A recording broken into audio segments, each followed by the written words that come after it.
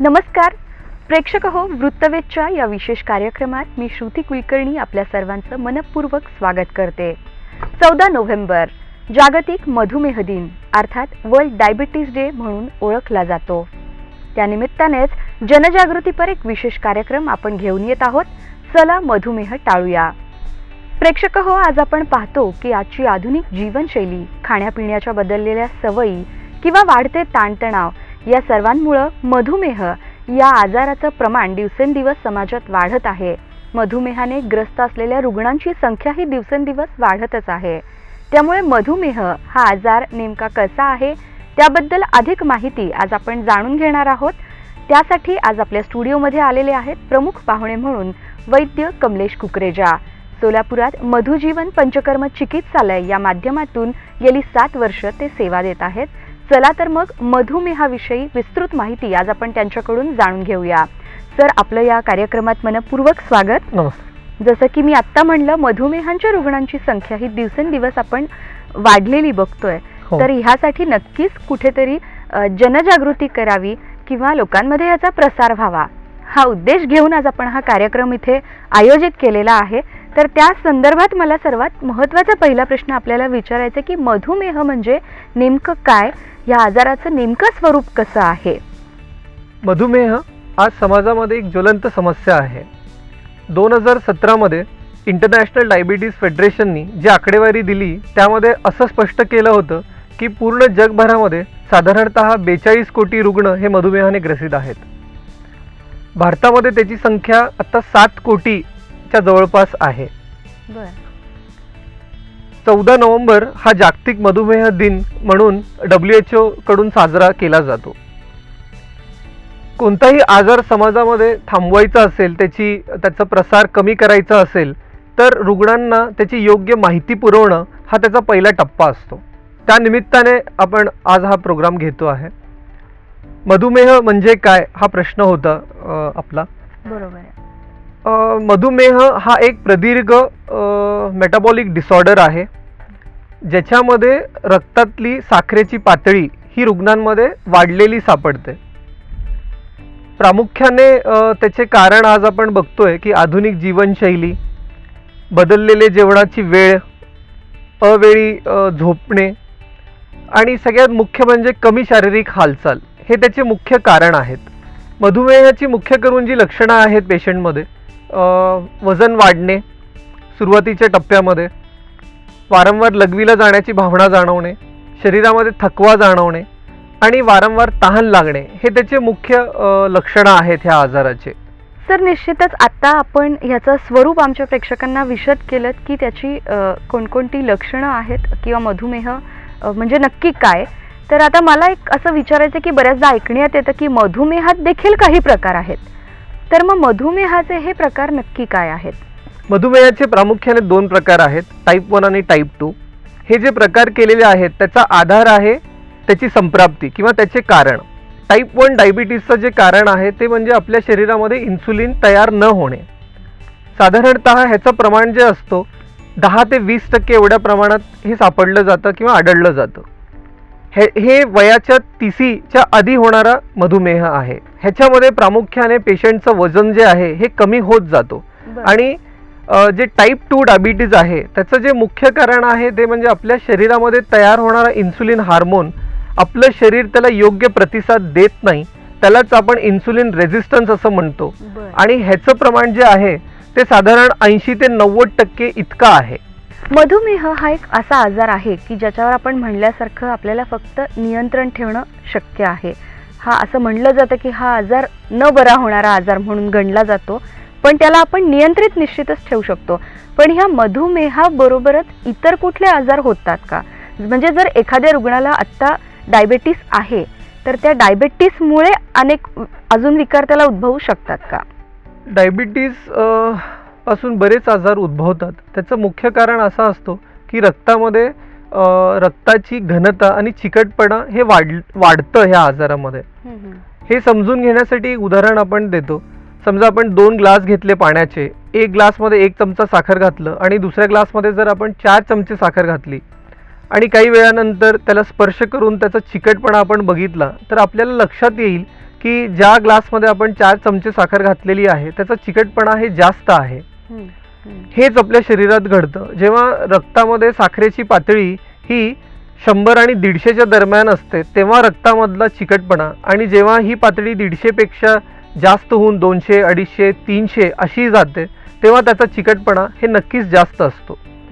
ह्या कारणांमुळं जे आजार होतात त्याला वॅस्क्युलोपॅथीज असं म्हटलं जातं. जेव्हा शरीरामध्ये छोटे रक्तवाहिन्या चोंदले जातात त्याला मायक्रोवॅस्क्युलोपॅथीज असं म्हटलं जातं. उदाहरणतः मधुमेही रुग्णांमध्ये डोळे रेटायना इन्व्हॉल्व होतो, त्याला रेटायनोपॅथी असं म्हणतात.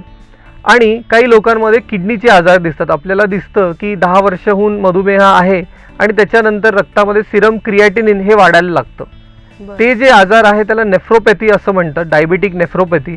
आणि त्याचा मागचा कारण असतो की जे रक्तवाहिन्या आहेत वृक्काकडच्या ते चोंदल्या जातात. आणि काही रुग्णांमध्ये आपण बघतो की हृदयाला सप्लाय करणाऱ्या रक्तवाहिन्यांमध्ये अवरोध निर्माण होतो किंवा मेंदूला सप्लाय करणाऱ्या रक्तवाहिन्यांमध्ये अवरोध निर्माण होतो. ह्याला जे म्हटलं जातं ते मॅक्रोवॅस्क्युलोपॅथी असं म्हटलं जातं. आणि मी म्हटल्याप्रमाणे ह्याचं मुख्य कारण असतो की रक्ताची घनता किंवा चिकटपणा वाढलेली असणे.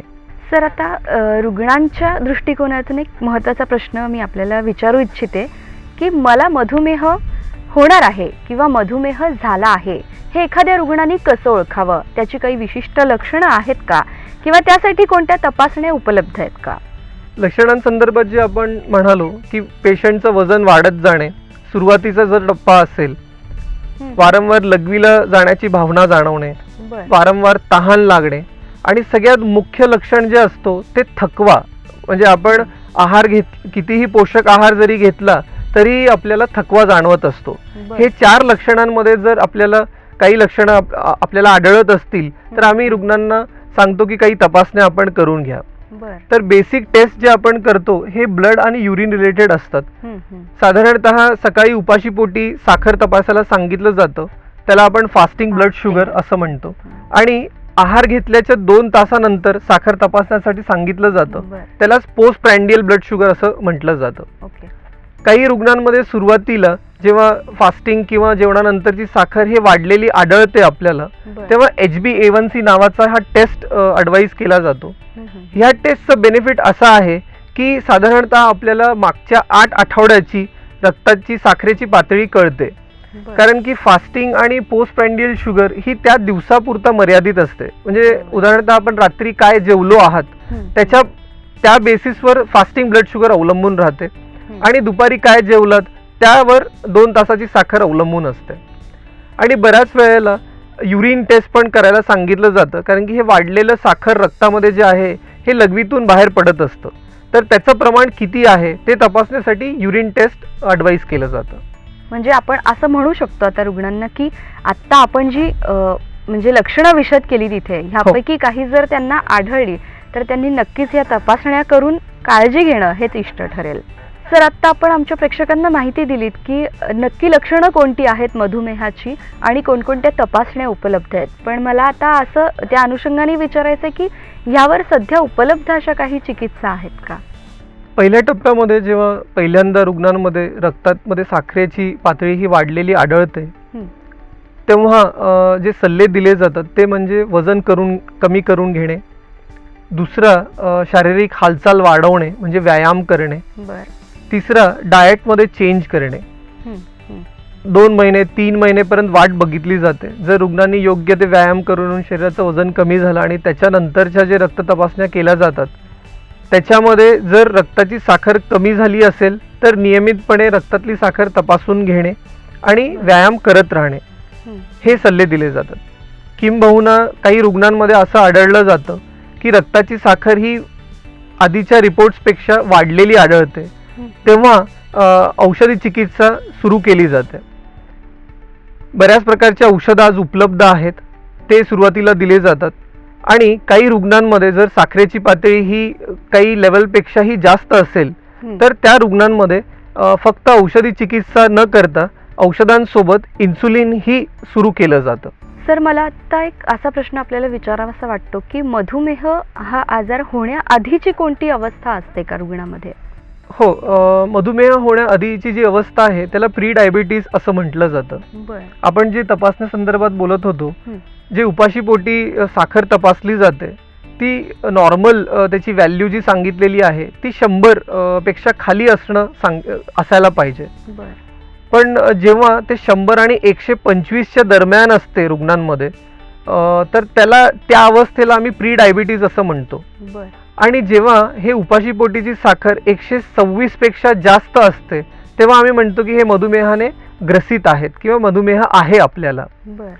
म्हणून जेव्हा रक्तातले पातळी उपाशीपोटी 100 आणि 125च्या दरम्यान असते त्या अवस्थेला प्री डायबिटीज असं म्हटलं जातं.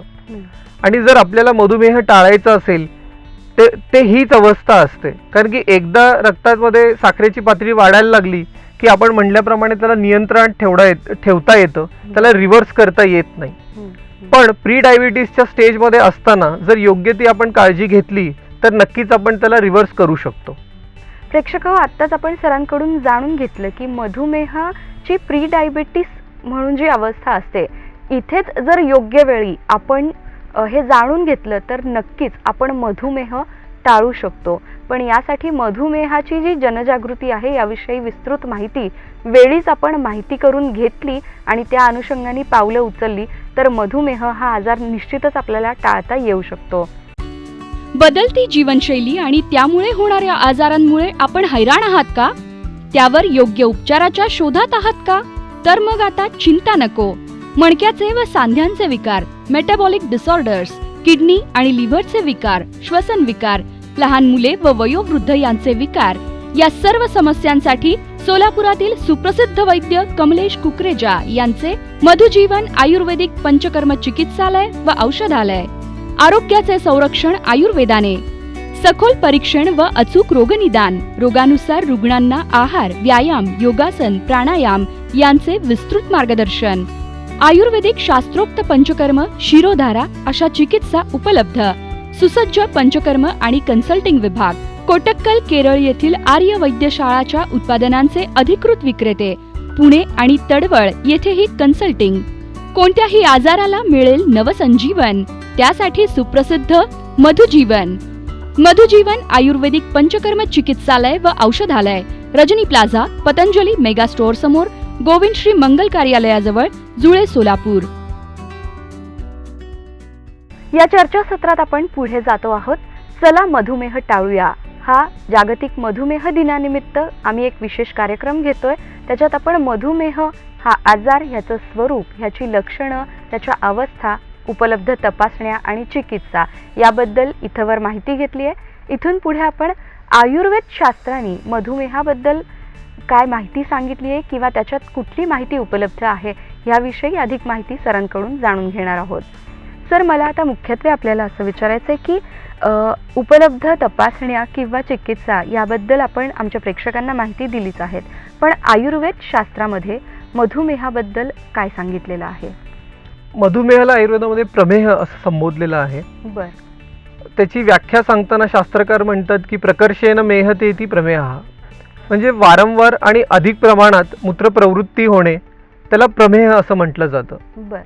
आणि प्रमेहाला सर्व रोगांची जननी असं आयुर्वेद शास्त्रात सांगितलेलं आहे.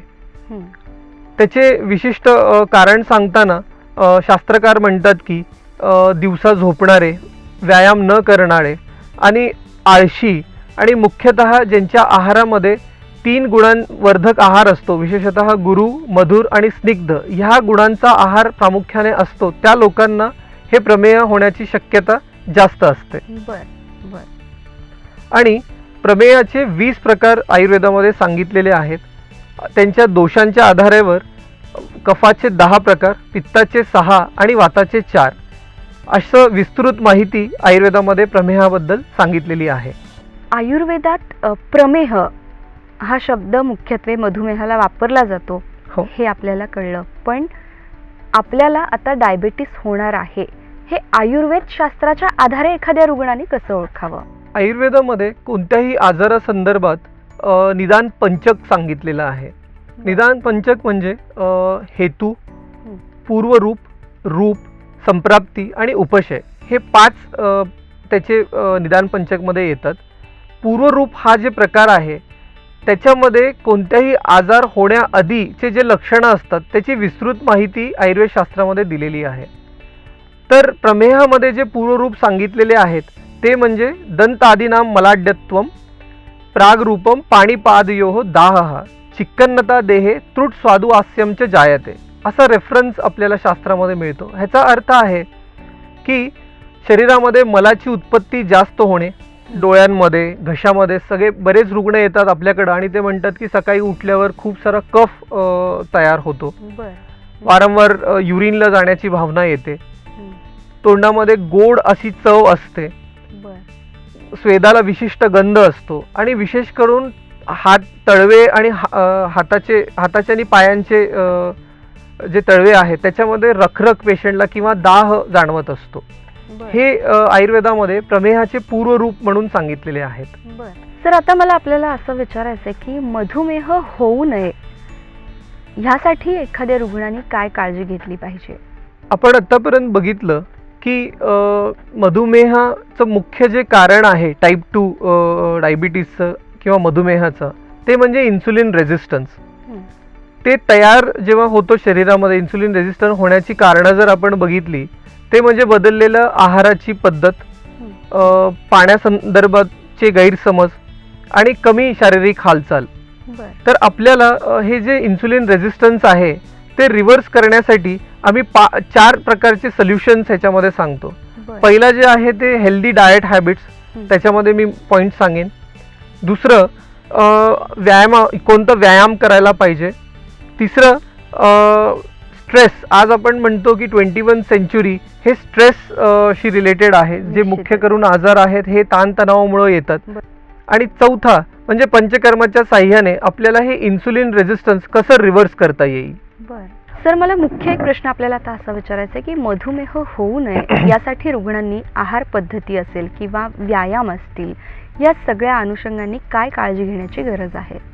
मधुमेह टाळण्यासाठी जे 4 सोल्युशन सांगितले आपण त्याच्यामध्ये मुख्यमधले आहाराचे बदल. सगळ्यात सोपा नियम आम्ही रुग्णांना सांगतो की भूक लागल्याशिवाय जेवू नये आणि तहान लागल्याशिवाय पाणी घेऊ नये. साधारण जेवणाची वेळ जी सांगितली जाते ते आम्ही रुग्णांना सांगतो की सकाळी 7 वाजून ते संध्याकाळी 7 वाजेपर्यंत आपण जेवण घ्या. संध्याकाळी 7 नंतर मात्र काहीही खाऊ नये. गरज पडल्यास एखादा द्रव पदार्थ घ्यावा. आठवड्यातून 1 दिवस जर आपण उपवास करत आलो तर ह्याच्यामुळे यकृताच्या कार्यामध्ये सुधार होतो आणि इन्सुलिन रेझिस्टन्स कमी व्हायला आपल्याला खूप मदत मिळते. आज बाजारामध्ये प्रोसेस्ड फूड्स हे खूप प्रमाणात उपलब्ध आहेत. त्याच्यामध्ये साखर, मीठ आणि फॅट्स ह्याचं प्रमाण खूप जास्त असतो. हं. त्याच्यामुळं आम्ही रुग्णांना सल्ला देतो की जेवढं प्रोसेस्ड फूड आपल्याला टाळता येईल तेवढं आपण त्याच्यापासून लांब राहायला पाहिजे. अजून एक महत्त्वाची बाब म्हणजे आहार आम्ही जे म्हणतो रुग्णांना घ्या, आपण त्यांना सांगायचा प्रयत्न करतो की सूर्याला साक्षी ठेवून तुम्ही जेवा. आपल्याकडं म्हण होती की दिव्यात वात आणि तोंडात हात. जर आपण संध्याकाळचं जेवण हे लवकर करायला सुरू केलं तर आपल्याला लक्षात येईल की वजन आपलं कमी व्हायला खूप मदत मिळते आहे. हं. आणि वजन कमी केल्यामुळं मधुमेह किंवा इन्सुलिन रेझिस्टन्स हे आपल्याला रिव्हर्स करता येतो.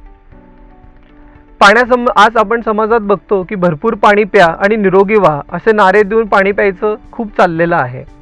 सकाळी उठल्यावर पाणी पिणे, रात्री झोपताना पाणी पिणे, तर हे सर्वथा अयोग्य आहे. आपलं शरीर हे मोहरीप्रमाणे नाही आहे की वरून पाणी घेतलं आणि खालून वाहून गेलं, असं होत नाही. आपल्याला पाणी पचवावं लागतं. त्याच्यामुळं ताप आलेला असताना पाणी उकळून प्या किंवा पाणी गरम करून प्या असा सल्ला दिला जातो, नाहीतर पाणीसुद्धा पचत नाही. पाण्यासंदर्भात काही नियम आयुर्वेदशास्त्रामध्ये सांगितलेले आहेत. आयुर्वेदशास्त्र म्हणतं की पिबेत अपि अल्पशः. स्वस्थ व्यक्तींनी पाणी अल्प प्रमाणात घ्यावं. फक्त 2 ऋतू त्याला अपवाद आहेत, ते म्हणजे शरद आणि ग्रीष्म ऋतू. पण अपवाद हा नियम असू नये, कारण की अतिरिक्त पाणी घेतल्यामुळं बाकीच्या शरीर अवयवांना ताण पडतो, यकृतावर ताण पडतो, किडनीवर ताण पडतो. आणि एक इथं सांगावंसं असं वाटतं की मलप्रवृत्ती आणि पाणी ह्याचा काहीही संबंध नाही. बरेच रुग्ण म्हणतात की सकाळी पाणी घेतल्यामुळे आमचं पोट साफ होतो. असं जर असेल तर आपण पाण्याचं जर प्रमाण वाढवलं तर त्याच्यामुळं पातळ मोशन व्हायला पाहिजेत, पण तसं झालेलं दिसत नाही. ह्या उलट पोटामध्ये गॅस धरतो किंवा आपलं पचन बिघडलेलं आहे असं आपल्याला आढळून येईल. त्याच्यामुळं तहान असताना जेवढी गरज आहे तेवढंच पाणी आपण घ्यायला पाहिजे. आपली दिवसाची हालचाल, ऋतू ह्या सर्व गोष्टींचा विचार करून पाण्याचं प्रमाण आपण ठरवलं पाहिजे. व्यायामासंदर्भात सांगायचं झालं तर सगळ्यात सोपं व्यायाम जे करण्यासाठी सांगितलं जातं ते म्हणजे चालणे. दिवसातून किमान आपण अर्धा तास चालावा व त्याचबरोबर इन्सुलिन रेझिस्टन्स रिव्हर्स करण्यासाठी योग्य मार्गदर्शन घेऊन विशिष्ट योगासन करायला सांगितले जातात. उदाहरणतः अर्धमत्स्येंद्रासन, वक्रासन, हालासन, धनुरासन, पश्चिम उत्थासन इत्यादी. आम्ही रुग्णांना हे समजून सांगायचा प्रयत्न करतो की आपण एखाद्या स्पोर्ट्समध्ये सुद्धा सहभाग करावा, जे आपला छंद असेल त्याप्रमाणे. उदाहरणतः क्रिकेट असेल, टेनिस असेल, बॅडमिंटन असेल, कारण की यामुळेही बरंच आपल्याला फायदा मिळतो. चौथा म्हणजे पंचकर्माने शरीर शुद्धी करून घेण्यास सांगितलं जातं. विशेष करून अशा रुग्णांमध्ये ज्यांच्यामध्ये मधुमेहाची सुरुवात झालेली आहे किंवा काही लोकांमध्ये त्यांच्या घराण्यामध्ये हे मधुमेह असतो. उदाहरणतः जर आपल्या घरी आजोबांना, वडिलांना मधुमेह असेल, आपल्याला होऊ नये असं वाटत असेल, तर आम्ही त्या रुग्णांमध्ये किंवा त्या लोकांमध्ये पंचकर्म करून यकृताच्या कार्यामध्ये सुधार करून घ्या आणि इन्सुलिन रेझिस्टन्स आपल्याला होणार नाही ह्याची आपल्याला काळजी घेता येईल. पंचकर्मामध्ये, शास्त्रोक्त पंचकर्मामध्ये वमन, विरेचन, बस्ती हे प्रमुख 3 चिकित्सा पद्धती सांगितलेल्या आहेत. आपल्या प्रकृती अनुसार कफ प्रकृती असताना वमन, पित्त प्रकृती असताना विरेचन आणि वातज प्रकृती असताना बस्ती ह्या चिकित्सा करायला सांगितले जातात. आज आपण समाजामध्ये बघतो, बरेच रुग्ण येतात आणि ते सांगतात की आहार आम्ही कमीच घेतो तरी सुद्धा साखर कमी होत नाही. तर त्याचं प्रमुख कारण असतो मानसिक ताणतणाव. तर मानसिक ताणतणाव कमी करण्यासाठी जे सगळ्यात सोपा नियम आम्ही रुग्णांना समजून सांगतो ते म्हणजे दीर्घ श्वास घेणे. आपलं मानवीय शरीर हे एखाद्या मशीनसारखं आहे. ह्या शरीराला ऊर्जा ही 4 गोष्टींपासून आपल्याला मिळते. पहिला म्हणजे आहार आणि पाणी जे आपण घेत असतो. दुसरा म्हणजे विश्रांती. हे शरीर खूप थकलं की ज्याची गरज आपल्याला भासते ते म्हणजे झोप किंवा विश्रांती. विश्रांती घेतल्याने आपल्या हे शरीराला ऊर्जा मिळते. तिसरं म्हणजे सूर्य. आपण जर निरीक्षण केलं तर आपल्याला लक्षात येईल की ज्या दिवशी वातावरण ढगाळ असतो आणि सूर्य नसतं, आपल्या शरीरातली ऊर्जा हे आपल्याला कमी जाणवेल, कारण की सूर्याने या मानवीय शरीराला ऊर्जा मिळत असते. चौथा आणि सगळ्यात महत्त्वाचा म्हणजे श्वास, कारण की प्रत्येक श्वास जेव्हा आपण आत घेतो तेव्हा या शरीराला ऊर्जा मिळते आणि जे प्रत्येक श्वास हे बाहेर सोडला जातो त्यामध्ये आपलं मन हे रिलॅक्स होतं किंवा शांत होतं. त्यामुळं मानसिक ताणतणाव कमी करण्यासाठी सगळ्यात सोपा आपण उपाय जे सांगतो ते म्हणजे डोळे बंद करून दीर्घ श्वास घेणे आणि दीर्घ श्वास सोडणे. प्रेक्षक हो, चला मधुमेह टाळूया या आपल्या विशेष कार्यक्रमात आता आपण वळतोय या चर्चासत्राच्या अंतिम टप्प्यात. इथे मला सरांना असं विचारायचं आहे की मधुमेह ह्या आजारावर नियंत्रण ठेवणं हे अतिशय महत्त्वाचं झालेलं आहे. तर ह्यासाठी काही घरगुती उपाय आहेत का की जे आमचे प्रेक्षक किंवा रुग्ण करून बघू शकतात, अगदी ते सहज त्यांना उपलब्ध होऊ शकतात? होम रेमेडीज आपण म्हणू शकतो. हो ना. सगळ्यात पहिलं होम रेमेडी जे आहे ते आम्ही म्हणतो हळद घ्यायला पाहिजे. आपण सकाळी जर आपण 1 चिमूटभर हळद दुधातून घ्यायला लागलो तर आपल्याला इन्सुलिन रेझिस्टन्स किंवा साखर कमी करण्यासाठी ते उपयोगी पडेल. आणि सगळ्यात विशेष म्हणजे फक्त साखर कमी न करता ते रक्ताचं चिकटपणासुद्धा कमी करतं, जे डायबिटीजपासून उत्पन्न होणाऱ्या सर्वच आजारांचं मूळ कारण आहे. दुसरं, त्रिफला चूर्ण आपल्या सगळ्यांना माहीतच आहे. 1 चमचा त्रिफला चूर्ण साधारणतः 3 ते 5 ग्राम ह्या प्रमाणामध्ये ताकासोबत जर आपण दुपारी घ्यायला लागलो तर आपल्याला लक्षात येईल की रक्ताची साखरेची पातळी ही ह्या उपायामुळे नियंत्रणामध्ये राहते. अजून एक उपाय म्हणजे आवळा चूर्ण किंवा आवळा फळ हे आपल्याला घेता येईल. त्याच्यामुळं सुद्धा आपल्याला रक्ताची साखरेची पातळी ही कमी करण्यासाठी मदत मिळते. आत्ताच आपण जाणून घेतलेत सरांकडून जे काही होम रेमेडीज आहेत जे अगदी आपण सहजपणे करू शकतो. तर मला प्रेक्षकांना असं सांगायचं आहे की जागतिक मधुमेह दिन अर्थात 14 नोव्हेंबर जवळ येतोय. या अनुषंगाने आपल्या प्रेक्षकांमध्ये किंवा सद्यस्थितीला जे मधुमेहाने ग्रस्त असलेले रुग्ण आहेत त्यांच्यासाठी विशेष करून या कार्यक्रमाचं आयोजन आपण केलेलं होतं. वैद्य कमलेश कुकरेजा सर आज इथे आपल्या स्टुडिओमध्ये आले. मधुमेहाविषयी अनेक गैरसमज जे रुग्णांमध्ये आहेत त्यावर त्यांनी प्रकाशझोत टाकला आणि मधुमेहाविषयी अतिशय विस्तृत अशी माहिती आपल्या प्रेक्षकांसाठी दिली. त्याबद्दल वृत्तवेधच्या वतीने मी आपले मनपूर्वक आभार मानते. धन्यवाद. प्रेक्षक हो, या कार्यक्रमासह आपण इथेच थांबतो आहोत. पुन्हा भेटूयात अशाच पुढील एका विशेष चर्चासत्रात. तोपर्यंत पाहत रहा सत्याचा अचूक वेध वृत्तवेध. नमस्कार.